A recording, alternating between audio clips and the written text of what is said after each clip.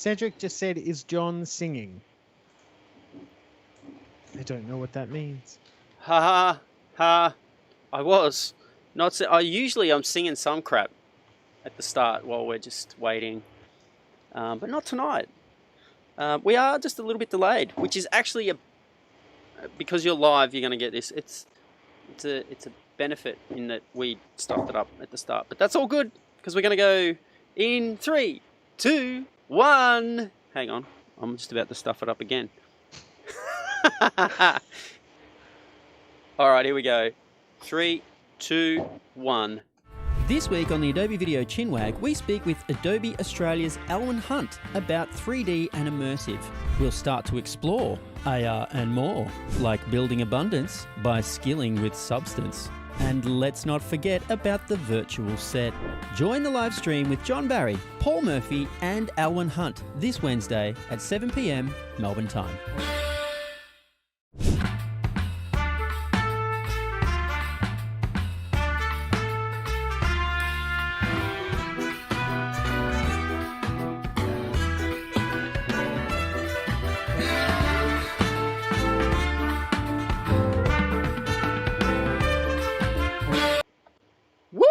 We are here, season 2, ep 6. We're halfway through the season, 12 episodes.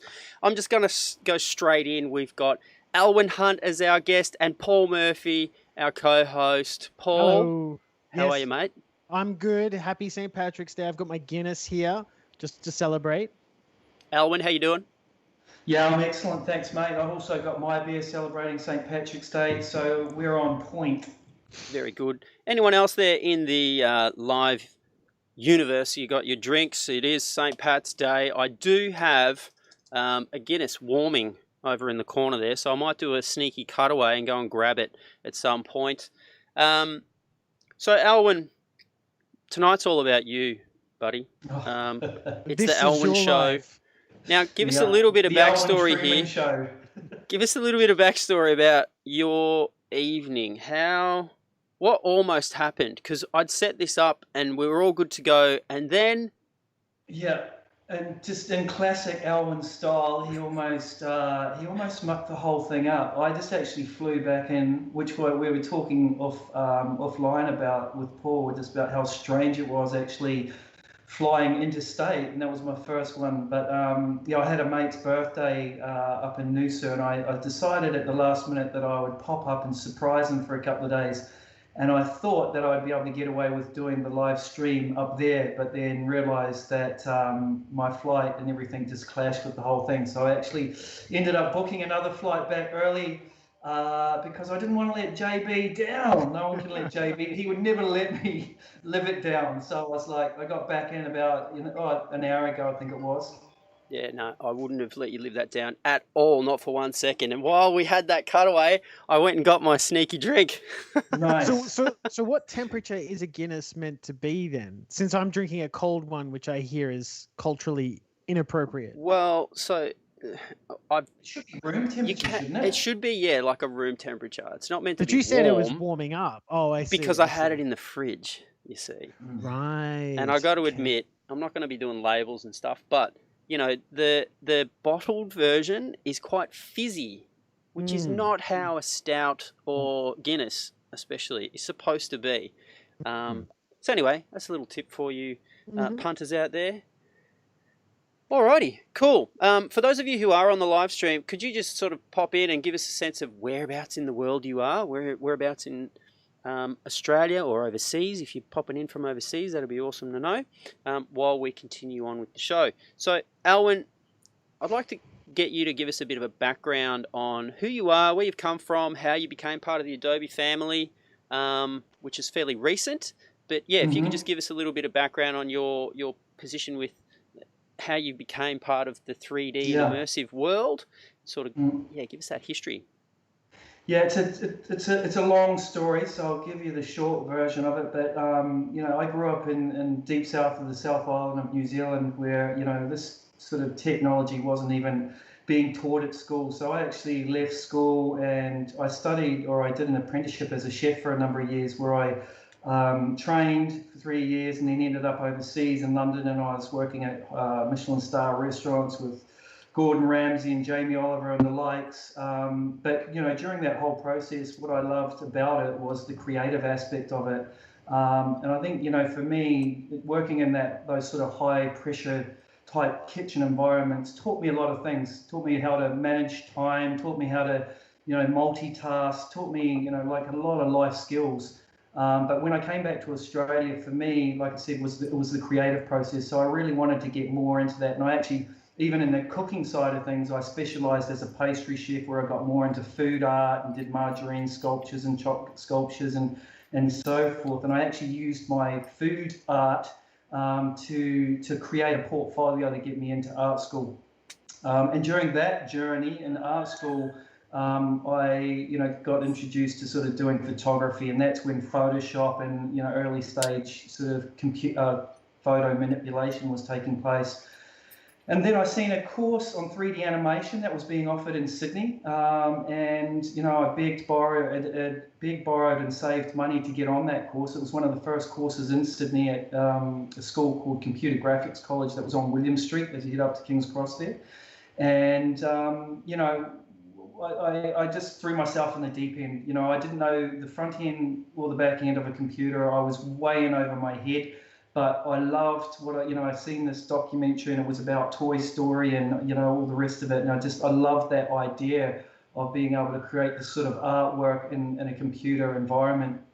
So that was the early journey, and then fast forward, that was 20 plus years ago. I then cracked into it, worked at Animal Logic in Sydney, travelled overseas and worked at DNEG and MPC. These are all big post-production studios that work on all the top blockbuster films that are being made currently as well. I was talking offline with Paul, and I was saying that I worked on John Carter and Mars, and the Harry Potters. I went to LA, worked on Alice in Wonderland, went back to New Zealand for a stint, worked on The Hobbit, where I was a character texture artist, and I specialised as a character texture artist, and was one of 4 texture artists that got to work on the dragon on Schmorg, which was an amazing experience. And then came back to Australia and then worked and relocated to Adelaide, and there's a company here called Rising Sun Pictures, which I ended up doing some work for on Thor Ragnarok, as well as some Game of Thrones stuff and a few other films while I was there.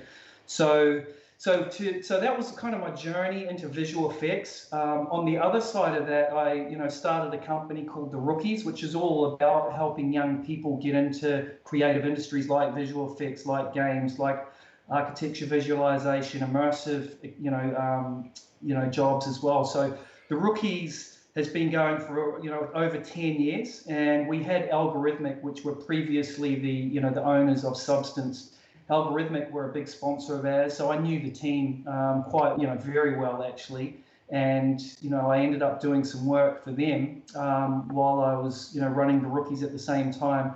And then Adobe come through, acquired Algorithmic a couple of years ago, 1.5, 2 years ago now. And that's how my journey into Adobe was. By default, I sort of ended up as the 3D and Substance expert here for this region. So I've loved it. It's opened a lot of doors for me. I've met a lot of fantastic companies and people that are now embracing 3D pipelines, even outside of the sort of, visual effects and gaming community. There's, it's a really exciting time, and, I'm sure we're going to get more into that as we go through this CHiNWAG, but it's a very, very exciting time, not only here in Australia for film and games, it's an absolute golden period right now, but, in retail and architecture and medical and a lot of other industries which are now fast-tracking their sort of digital strategies and embracing 3D. Long story, JB. Well, that's a fascinating story. I've never heard of any of those productions that you mentioned. Holy crap. You have worked on some fantastic visual effects features. That's amazing. I didn't know half of that. And Did you not? There you go, mate. No, you and I have been colleagues for what, 1.5 years, and I didn't even know half of that stuff. So that's super impressive. Has anybody got any questions? Can I ask a question? I don't Yeah, know if go the for it. audience has this question as well, but as the designated idiot of the panel, you said Adobe Substance, and I have no idea what Adobe Substance is, and I would like to understand. Yeah, excellent question, Paul. And for those people that are out there that have no idea, and it's a funny one because you type in substance in Google and all sorts of things comes up, you know, and you're just like, oh, that's not 3D software. But substance, for those of you that don't know, it's really, and I think I sent JB a bit of a slide deck, you know, which I was going to run through. Yeah, we can do that if you want. We can have you talk over the yeah, top of it. maybe, Is that cool? Yeah, absolutely. There's that first slide that sort of shows where substance come from, and I think that'll really help the people or the viewers watching just to see where it's come from. So cool. yeah, well, that's up and running. Cool. I've just got the basic one, substance. First one. Do you want to go to the second slide? Yeah, so go to the second one, which I think has got the different, where it's got video games and then visual effects. Okay. It's got the video. Do you want to play the video out? Yeah, that actually, you know what? That would be even better because that'll help people really understand it. Okay, cool. So let's play that. Here we go. We'll have a bit.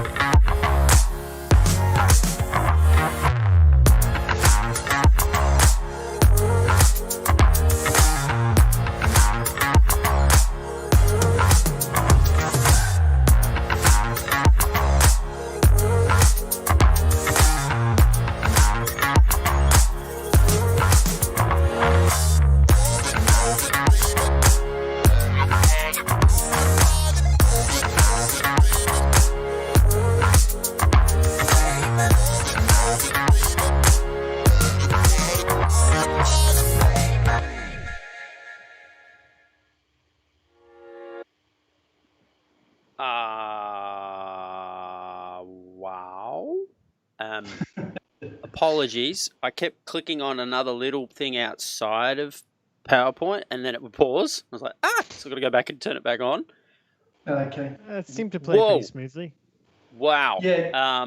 Just to talk about that video a little bit. So, you know, where we are. So just to take it back a second, but so Substance is a set of apps for 3D texturing and material authoring. Paul, just to answer your question before. So within Photoshop and Premiere and After Effects. Yeah, so they're all standalone apps. So basically, there's going to be a new offering that happens in Creative Cloud like this June, where, you know, at the moment you've got your Photoshop, your Illustrator, and then you've got your video apps, right?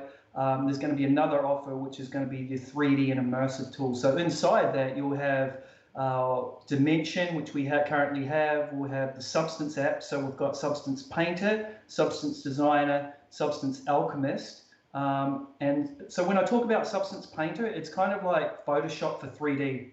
It's got the same sort of layout, the same feel about it, the same layer stack. You're able to do a lot of the same sort of functionality in Substance Painter, but you're just painting on a 3D model.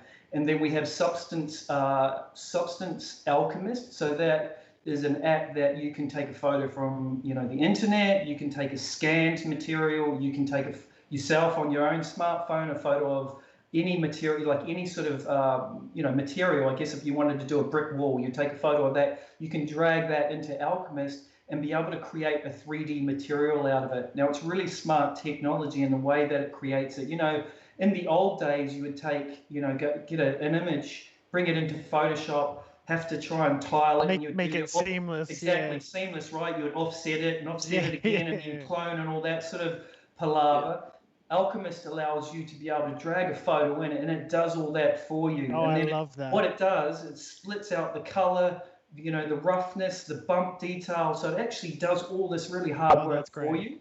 And and then you've got your digital material, and it extracts lighting, which was always another big problem when you were creating tileable textures in Photoshop. You had baked-in lighting. You'd have to go through another process to try and remove that. Hey, so Alwyn, yeah. There's a question that's popped up, a question. Someone has responded and saying, Substance is coming into the Creative Cloud? Wow. I think we probably need to position sort of where Substance tools sit within Adobe. Probably a good idea to kind of just clarify where it sits as far as, what you get if you have a subscription to Creative Cloud.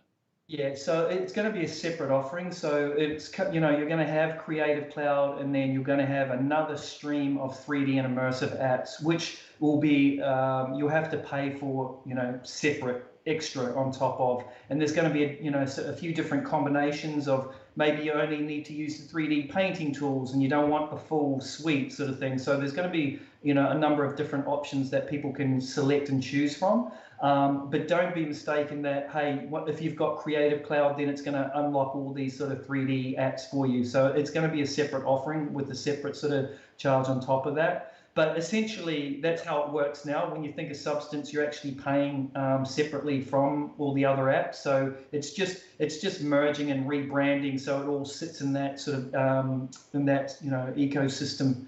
So just to make sure. So my head is just exploding with questions. Yeah. And I don't want to hijack or anything, JB, but I just want to sort of clarify in my head what we're talking about here.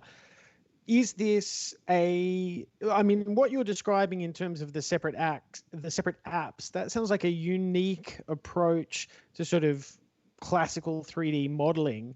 Is this a competitor to things like 3ds and Cinema 4D? Is it something different? Is it a reimagining of that? Yeah, so it's a great question as well. So if you think about the Substance app, they're purely texturing, and if we look at a 3D pipeline, traditionally you'll have, I won't go into every single discipline, but at the start of that you'll have modeling, right? And then you have your texturing, and then you have your lighting, rendering, and then maybe you'll go on to AR, VR. So if we look at that whole pipeline at the moment, we have the texturing component, and then Adobe acquired Oculus Medium. It was about a year ago, I think it was, JB. So now we have the capability of a modeling program. So that's being rejigged, so that you're going to have a modeling app which is more organic. So you'll be able to either model on your desktop like you normally do, and be able to then kick that into a VR experience. So you might be modeling something and go, oh, you know what, I want to carry on modeling that in VR. So you can kick it across to your headset and then be able, that's what we've seen on some of that video. So what that video was really showing us what's about to come up. At the moment, we only have, the current right here, right now, we've got the Substance texturing app, we've got Dimension, and we've got Arrow. So there's a full pipeline of sort of 3D workflow coming. And the idea with it, and if anyone out there that's watching has worked in any sort of 3D job, they'll understand the pain points of taking an asset and trying to move it between different bits of software and then rendering it over here and then bringing it over, exporting it and bringing it into this. So the idea is that Adobe really want to democratize the whole 3D pipeline and really take away those hurdles and put it into the hands of the creators, right? So that you're not having to go and study, 3D and animation for like 4 years and understand all this technical jargon about rendering and all the rest of it. They want to go, you know what, let's get rid of all this noise and be able to take something seamlessly from modeling, from concept stage right through modeling, texturing, lighting, staging, and then be able to then export that into either an e-commerce platform where now we're seeing a lot more retailers using configurators and things like that, where you're able to have a more interactive experience with products, right through to AR, where you're able to, again, retail, you're able to do visualize products in an AR experience, or VR. So the idea is to build out this seamless pipeline. Does that answer your question, Paul? Yeah, totally. And I think maybe it's dawning on me why this is not strictly part of the Creative Cloud, because it sounds like the obvious user base for this is a much more high-end user, probably working on some of the types of productions that you were mentioning before, and maybe big budget commercials and things like that. They're not aiming for there. They're sort of going, because there is Max and there is Maya and there is ZBrush and all these other sort of products out there, right? But it's like they're trying to look at that middle section where people, designers, maybe they have dabbled in some 3D when they studied at uni or at school or wherever, and they actually enjoy it, but it just got too technical for them. And there is a massive market there of people that actually do and want to, get into that 3D side of things. So they're making the tool set, and that's why I was going back to the analogy of Photoshop for 3D. They're making it so that it's really user-friendly. It's easy to learn. Yeah. And the process of being able to import, export through the different softwares is seamless. So that's... I remember feeling that frustration myself learning Cinema 4D and Max is when it came time to texturing, because I'm so used to working in a Photoshop or an After Effects environment. I'm like, I just want to use those kinds of tools to do what I'm trying to do. I don't like having to pull sliders and set these settings like this. So that certainly sounds exciting to me, is to be in an interface like that. Yeah, and I think, when you look at where that whole new 3D and immersive sort of stream sits, there's going to be obvious integration with the other sort of Adobe apps as well, right? So, anything specific, or is that still in the works? It's all sort of still in the works at the moment, but I've seen the sort of the R&D side of things where you'd be able to take those 3D materials that I was talking about before and bring that into, say, Illustrator or Photoshop, where you've automatically got these tileable patterns that you're able to then play around with and use in a 2D. So that exchange between 2D and 3D will get a lot stronger. So I think, when you even think about video, the being able to take some of these 3D assets and bringing them into that would be crazy, right? Like that's almost like the final frontier. I feel like to be able to do that easily within an editing application would be amazing. Right. And I think, Adobe have tried that at different stages in the past, and it hasn't really been successful. But, the fact now that we've got almost a full pipeline of 3D tools that are just going to get better and better. And, and I think, it's a really exciting time to be looking if you're a creative, this is, it's exciting. It's really, really exciting. JB, I'm going to stop stealing the microphone. No, that's all right.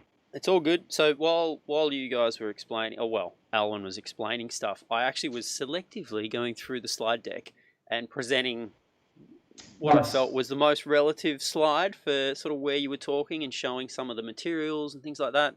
A question's popped up that's got to do with will this replace Cinema 4D and After Effects? Yeah, this is what I want to know.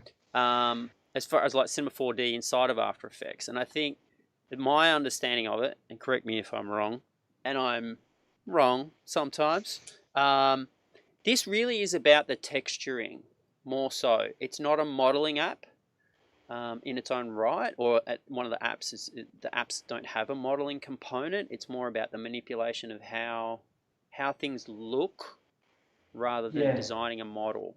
And I think for me, what blew my mind doing a bit of 3D way back in the day was that if we wanted really good, like V-Ray kind of realistic looking renders out, it would take forever, and you'd have to do a lot of the bump mapping into the model itself. So you'd keep adding new vertices and new polygons, and the heavier it got with more polygons, it would just turn into this really heavy thing. Whereas this takes the texturing and it really intelligently adds the bump details that look real, but the model is pretty basic.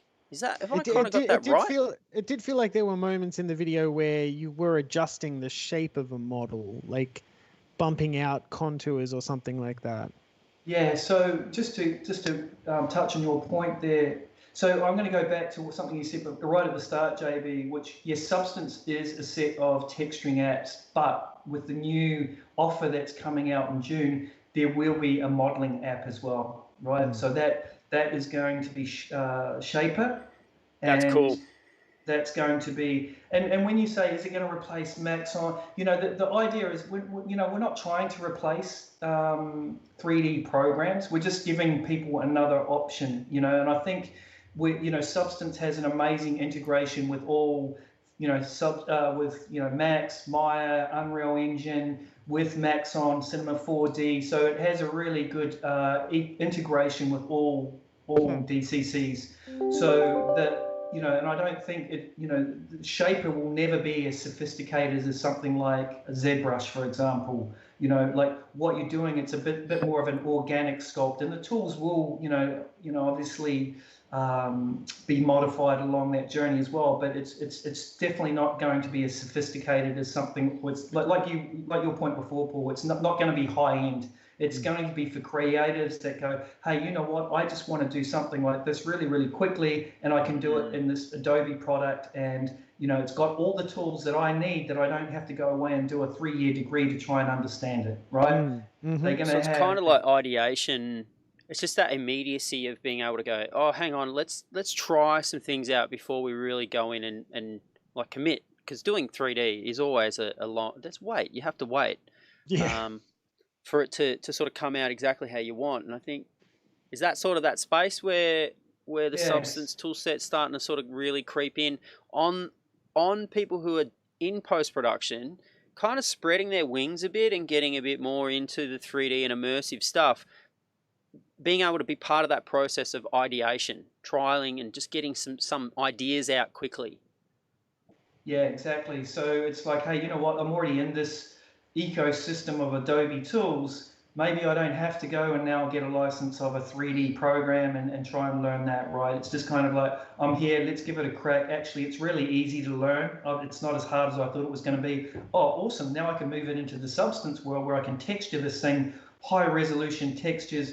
Actually, you know what? It does automatic UV unwrapping for me, which I don't have to worry about. It's got an amazing inbuilt UV unwrap tool inside Substance.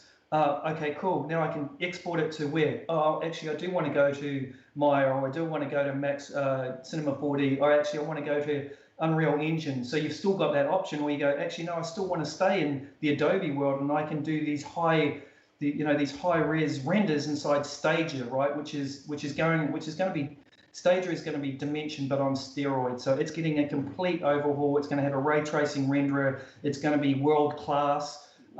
Real-time rendering, so that is going to be your your sort of final render spot. So if you're doing product design and so forth, then you're going to have a tool where you can do these amazing renders, but there's a lot of other things that you can do on there as well. So things like, hey, they're going to have like collisions, basic collisions. So instead of a modeler having to go, oh, let's just position these flowers or these objects into this vase, you'll be able to drop them and they just drop naturally because they've got this basic collision. But it's like, oh, that just saved me like 30 minutes of positioning, right? So just that's, it's clever features along the way that's going to make people's jobs a lot easier, and just buy back that time to be more creative. And then stage it, then you can export it and send it to Arrow, which is our augmented reality app. You can bring that 3D model in. It's packaged all those textures for you. You can then read your Photoshop files, where you can play with the parallax of your PSDs inside there. You've got your 3D model. You can animate.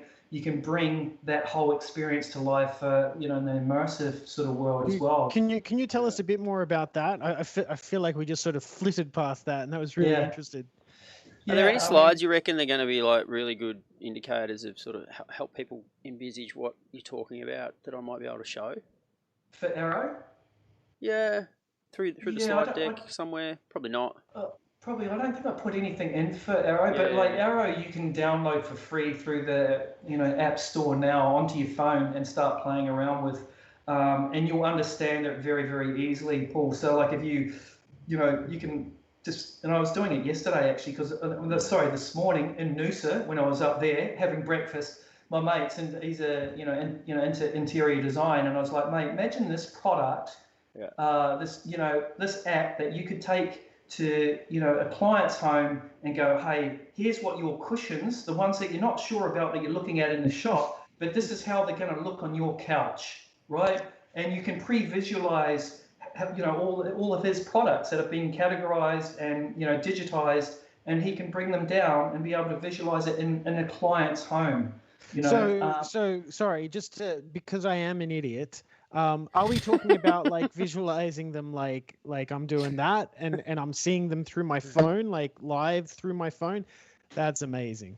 Exactly. So, I mean, like I said, you can go to Adobe Store now, download Adobe Aero on your phone. It's actually even got a whole bunch of assets, 3D assets in there in the library that you can start playing around with. They've got assets in there that are animated. So my kids love it, right? So there's a dinosaur that does this, big sort of stand up and growling and all the rest of it.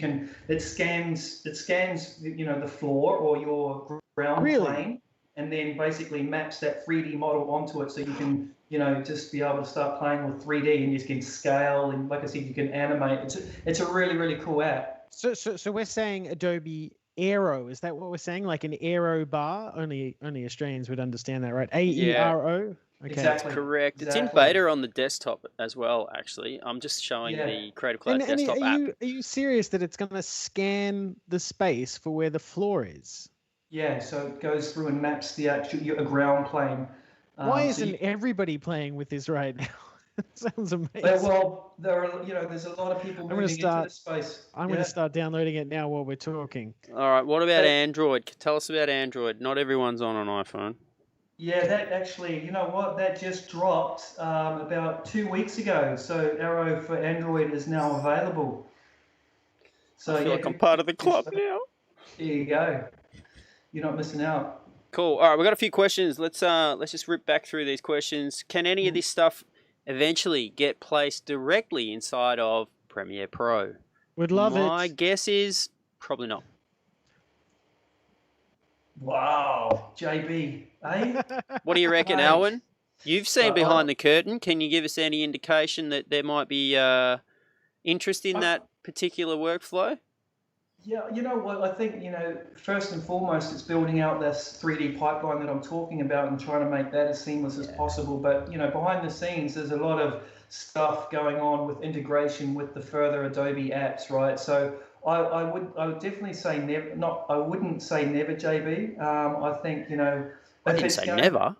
If it's going to make somebody's if there's a feature in there that's going to make somebody's job easier, being able to import 3D, and I even think on the most basic level, maybe I don't know how materials would work. Would materials work in there at some level, JB, or not?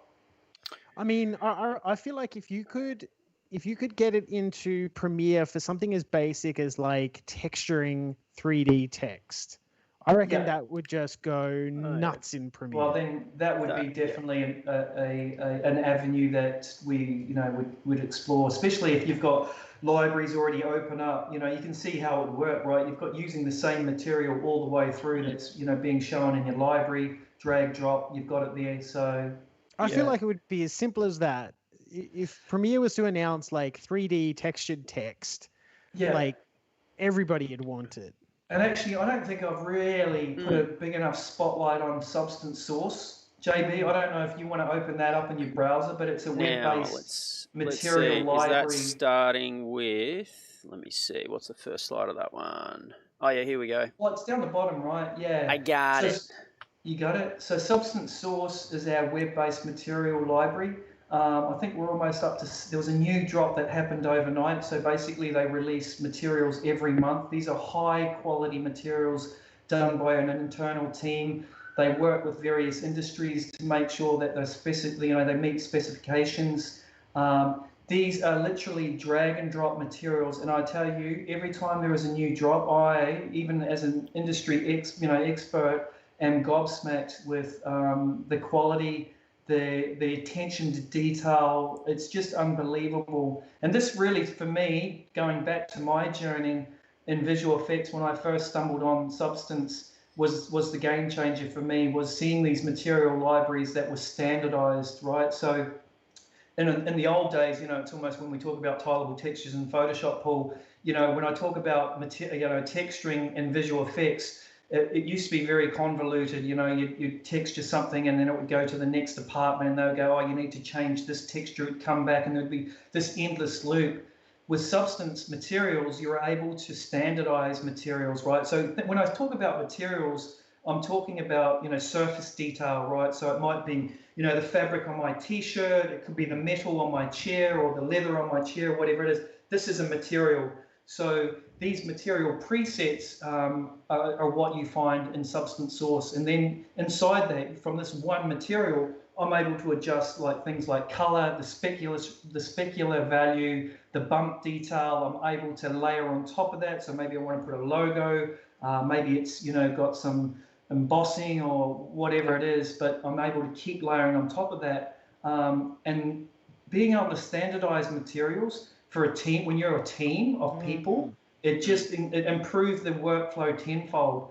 And the fact that I could just drag and drop these materials and use that as a starting point. So, for example, when I was working on Thor Ragnarok, we did the throne room, and there was a lot of marble and stone pillar columns, sandstone columns, and so forth. But I was able to go into Substance Source, find a similar sort of marble that was being portrayed in the film or in the actual video footage, and then replicate that, and then be able to nail it within almost minutes.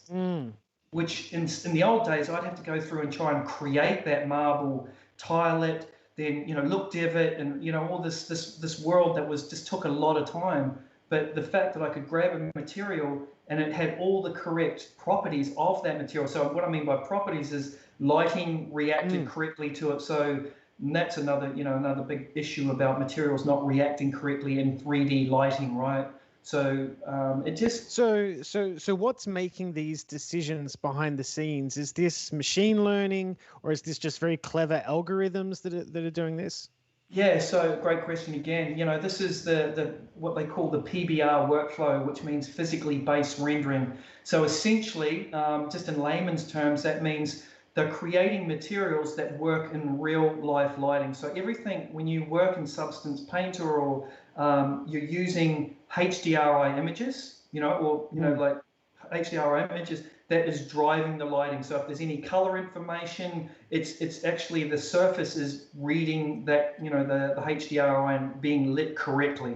So that was a game changer. But so instead of going into, say, Max or Maya or whatever it is and using fake lighting, because in the old days everything was faked, right? You would have the backplate, and then you try and replicate 3D with all these fake lights, and you'd have chrome, these lighting domes, and an absolute dog's breakfast. Yeah. Right? So now we've moved away from that and moved into this PBR workflow, which now means, and again, stopped another loop of feedback coming back to me going, oh, we need to adjust the specular value or the bump value. Of course, right?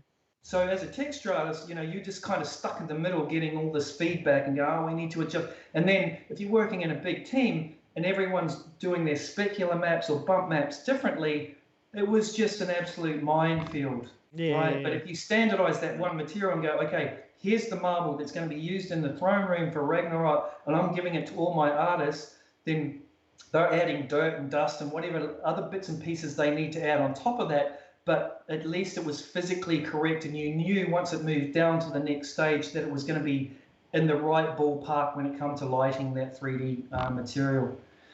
So absolute game changer, and games figured that out fairly early. So just to go back, Substance was really forged its teeth in the gaming industry. I think it's like something like 90% of AAA games that are produced around the world use Substance, and that was you've seen that happen. You've seen that happen when that quality of game lifted, and everyone was just like, wow, look at these environments, look at and the characters, and that was Substance. It was that was the game changer and really lifted the standard. And that's Australian born, is it? Substance? No, it's as in what did you say the precursor to Substance was? Algorithmic. Algorithmic, yeah. Algorithmic. That was always a nightmare to have in my email address, I tell you. But no, the team they started in France. Okay. Sebastian and the team, they were sort of all stemmed out of France, and they've been around for over 10 years as well, and they sort of made pivots along the way, but it was always about textures and material creation. And it was in the early days they had bitmap to material, had a few little apps that were kind of useful, but it didn't really go mainstream. It wasn't until their partnership with Naughty Dog in the US when they did not Amongst It. What was the big one that they did with those guys? It slipped my mind, but they worked on a AAA game with them, and that's when everyone just went, wow, that was just incredible. And after that, then every gaming studio around the world was pretty much jumped on the bandwagon. And and then from a visual effects perspective, it wasn't really up to the level that it needed to be in terms of being able to hold big 3D models and assets. And we work in this sort of multi UV tile workflow, and it didn't have that functionality.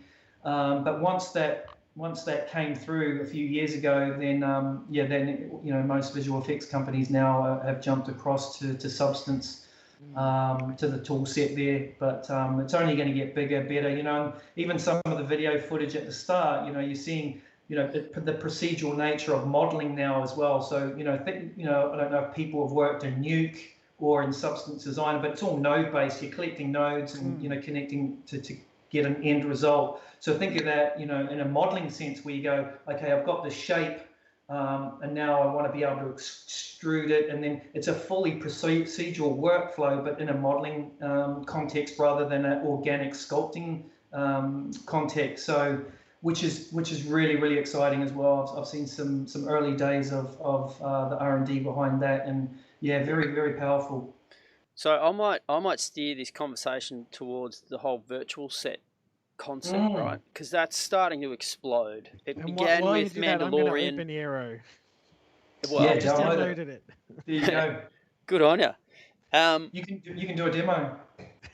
You can do a demo right now. We haven't prepped for it, but just going back onto that virtual sets kind of thing, like migrating the skills of that gaming sort of space, and then how that has now infiltrated into sort of feature work and TV shows. And Disney went all guns blazing with their whole spherical environment for Mandalorian. And if you haven't heard about what techniques they used inside of Mandalorian to shoot that, you need to go and look that up. There's these virtual sets popping up everywhere, and with this influx of overseas interest in coming to Australia to do production, there's these virtual sets popping up everywhere as well. So here in Melbourne, there's one that's sitting inside the Melbourne Docklands studios by Dream Screen. There's one out where you are, Alwyn, in Adelaide. I don't recall the name of that group. Do you remember them? I think they're in Light Square. I can't remember the name exactly, but yeah, it's sort of launched a couple of weeks ago, but same sort of virtual screen production environment there. And New South Wales have got one, and they're putting one inside of Queensland as well. So they're kind of popping up everywhere. How do you see this really shifting kind of the in the video space, this awareness of how the technology's really changed, and maybe that accessibility to people who are in production who are normally doing all this stuff in post with green screen. Now they don't have to. I'm so sorry. My night's gone. I'm just going to be playing with this all night. It's amazing. Huh? That's just amazing. Perfect. Oh my God. Yeah. So what do you think, Alwyn? How do you sort of see this influence sort of taking shape going forward? Because I think it's going to be pretty big. Yeah, it's going to be huge. I mean, it already is huge, right? So you look at ILM based in Sydney now as well, and they're setting up their own light stage, and they're already in full production of this sort of workflow. So, I mean, do you want to, like, just to explain it a little bit? I think, you know, what does it mean, virtual production? I think, you know, just, and I'm going to probably butcher this, but I'll give it a good shot. But, you know, when traditionally you would see, you know, some of the behind the scenes where you've got the actor and they've got green screen footage, and then you would basically take that footage and, you know, somebody like, you know, maybe Paul, you know, that's worked, and even yourself, JB, that's worked in a post-production studio, you would key that green color out, right? So then you're just left with the shape of that actor, then you could drop into any backplate. So virtual production is really taking LCD screens, and think of these as massive, massive walls of just, you know, LCD screens where you're able to actually bring that environment rather than a green screen, but you're able to bring that environment onto the screen. And what that allows you is that you're actually getting the lighting from that screen onto the actor. So when you look at the actual pipeline for it, it's actually cutting out a lot of processes along the way. So that footage of that actor, you know, the cameras then be able to move around. You know, you get some studios that have got fully arched screens that they're able to do, you know, pan the camera around and get different shots. So A, you get the lighting information. B, you're able to feed that into, you know, Unreal Engine, where if you've got 3D being integrated into that with the live action, that you've got your 3D and you're able to visualize exactly in your real-time rendering, right? In Unreal Engine, being able to position, move your camera, making sure everything is actually in layout is working as you'd expect it. And then, you know, you can output that straight into video, right? So if you're doing a cut, then, you know, you've got the dude on the laptop there, which is getting all this footage, being able to then dice it up and get, so it's taking out, you know, you're essentially lighting, you're rendering, you're editing on the fly, you're able to make iterations really quickly rather than having to do reshoots and come back or whatever, you're already there. So extremely powerful, and it's you know, like you mentioned, JB, it's here and it's not going anywhere, and it's ramping up big time, and it's the way forward. It's the way forward. So I've just started screen sharing the Dream Screen Australia site, and I'm going to play their promo video just so we've got a little bit more sense of what this is if you're not quite familiar with it. Cool.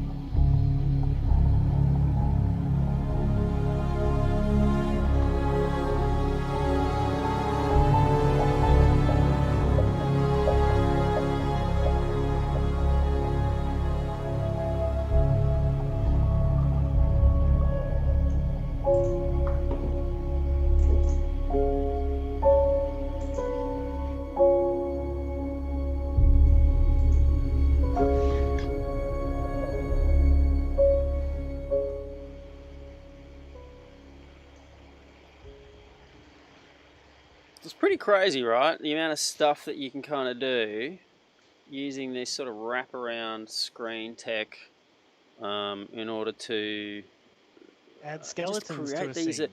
immersive. Yeah, that what I find really cool about it is that it really speeds up that whole process of post. In that a lot of the working out that would otherwise be done in post is sort of done up front, and then you shoot it. It's in camera, and then when you get to post, it's as simple as cutting it together. You don't need to sort of pass things off, and the camera tracking as well kicks in. So if you notice some of those shots where there was a lot of this panning around, like moving the camera through the space, the parallax of that was moving as well, and so it really sells that whole depth of the scene being much deeper than it really is.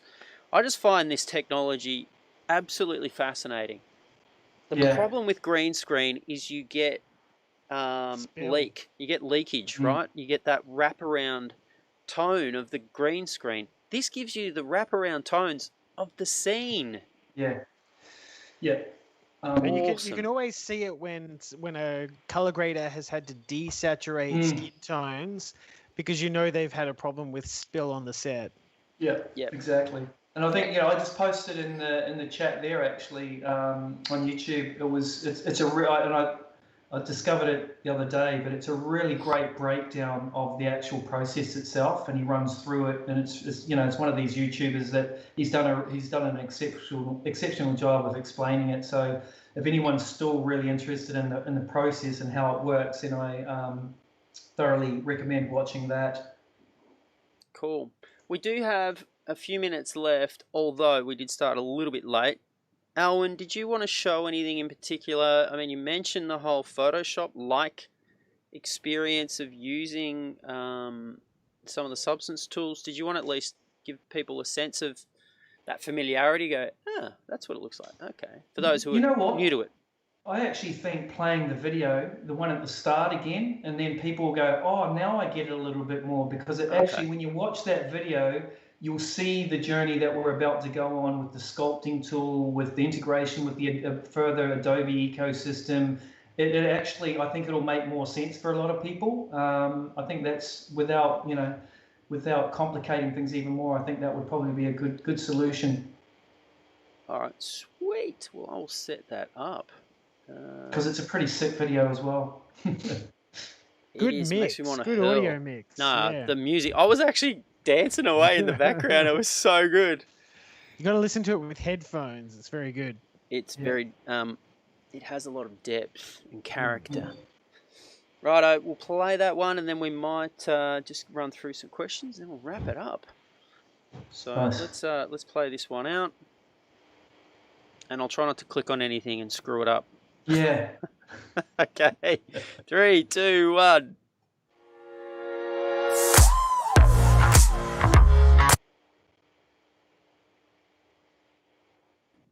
Damn it, I did it again. Oh, JB, take your finger off the trigger, mate. I should mute my mic because I don't want it to loop back through my headphones into the mic. Silly. I'll shut up. I'll move away. Move away from the microphone. All right, here we go.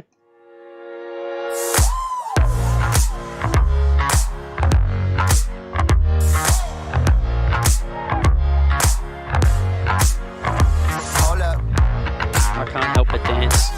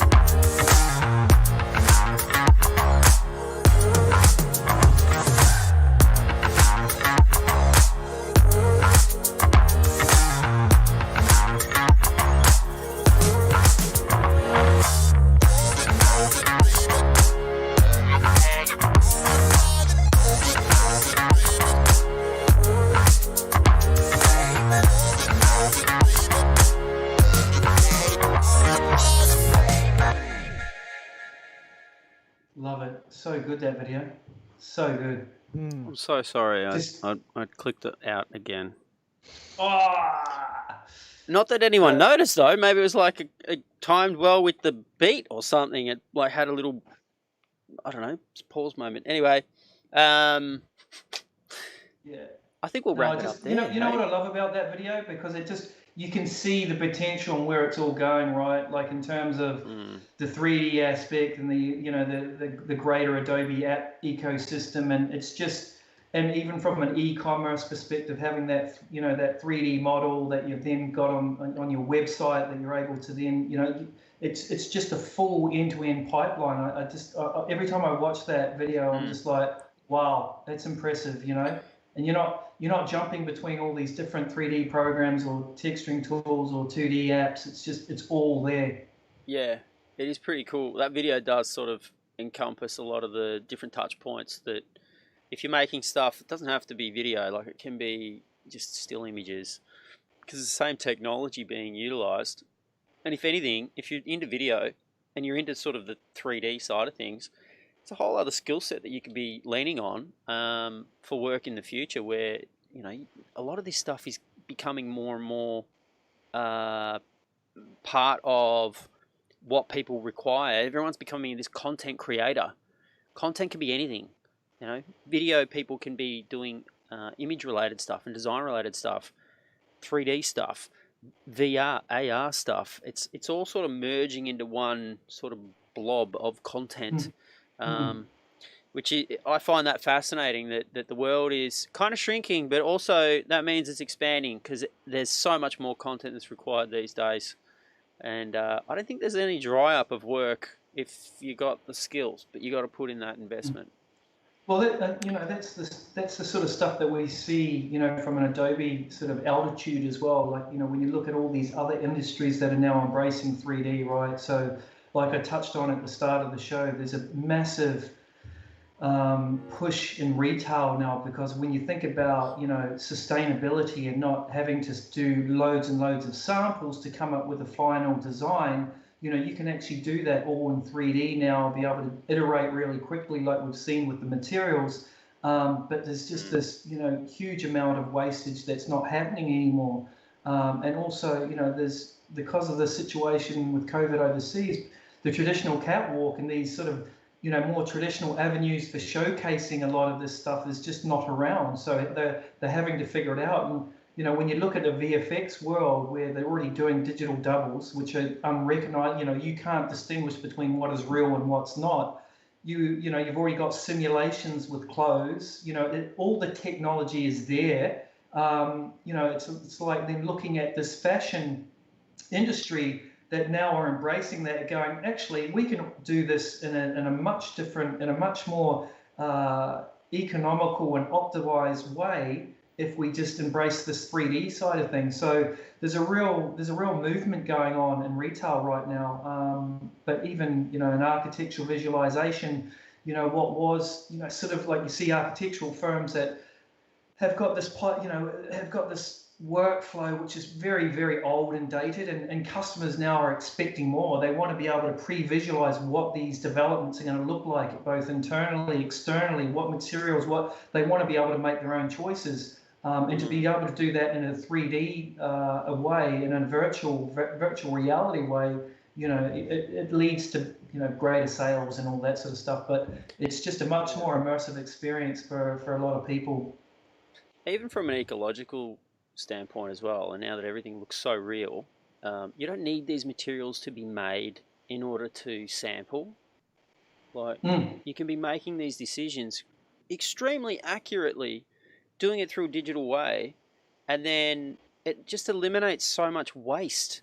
And imagine the footprint that goes into designing something that's made out of plastic, or something that's made out of leather, or all these different materials. They have such a journey to kind of get to become a product that you then hold in your hand. But now AR allows you to simulate what that looks like, putting on a pair of shoes without actually having a pair of shoes on. The design of a pair of shoes, how does that look when you got it on? That sort of stuff, like, it boggles my mind. It's so fascinating. This topic has been a hot topic. It's been something that a few people have mentioned to me earlier in the year to do. So I'm so stoked that we're able to have you on, Alwyn, and that you're able to change your plans and make it back on time so then we could do this episode tonight. Thank you, Paul. You've just, you've stood in for Jimmy from first season, and you've sort of cut out your own little host space for us on the season 2. So there's some Paul followers out there who tune in just to see me. Yeah, you're not the dumb person in the room by any stretch of the imagination. Excellent questions, and yeah, exactly. I just think if people watching this are not interested in this, that's fine. There's more opportunity for the rest of us. And on that, I'm going to say good night. Happy St. Pat's Day. I've finished my Guinness. Code. The code. I actually did a secret thing while you guys were chatting away. So the code is somewhere in the background. I'm pretty sure it's not that blurred out that you can't read it. I can read it. Let me just. I'll go into full mode, right? I did this earlier while you guys were chatting away, and I was mouthing that's the code, and this is the pillow. So this is the awesome pillow. Now it's dark, so I can take this away from my porthole, and it's blocking the light. You. So Rush on one side, and then Premiere on the other side.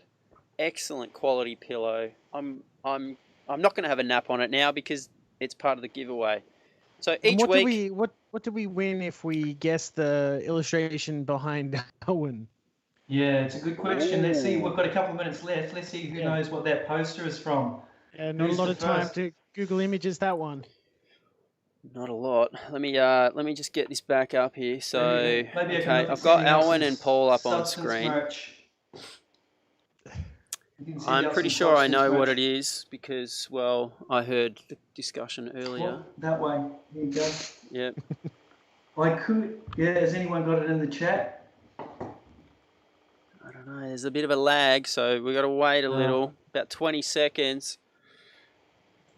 In the meantime, I'm going to say the biggest thing I've learned tonight, which is probably something that's been around a long time, is Adobe Aero. And my 3-year-old son is fascinated with letters, and I just noticed there are 3D letters here. I'm just going to put them all over our house in Aero and have him just sort of chase letters around the house. Mate, they will love it. And that's the thing. It's like you've already picked it up, right? That's how easy it is to learn. Yeah. You'll start digging. Picked it up while having a conversation at the same time. There you go. Did I bore you that much, Paul? No. Keep talking. Thanks for having us on, JB. Happy to come on any stage, mate, as things eventuate. Maybe after the new release, just to make sure that everyone's clear with the new offering and how it all works. But it's a pleasure, and I'm glad I made it back for it, mate. Awesome. No, I'm so glad that you both were able to make it. Paul was off crook a couple of weeks ago, so it's good to have everyone in the room, even though we're not in the same room. Maybe one day when COVID settles down enough, we can actually all be in the same space at the same time and doing the CHiNWAG together without having to stream everybody in and out and just have one stream out. That would be pretty cool. Alrighty. On that note, I will play the intro as the outro and then leave the little notification about the pillow competition right at the end there. Thanks for joining us. Ciao for now. We'll see you next week, episode 7. Ciao, everybody. This week on the Adobe Video CHiNWAG, we speak with Adobe Australia's Alwyn Hunt about 3D and Immersive. We'll start to explore AR and more, like building abundance by skilling with substance. And let's not forget about the virtual set. Join the live stream with John Barrie, Paul Murphy and Alwyn Hunt this Wednesday at 7 p.m. Melbourne time.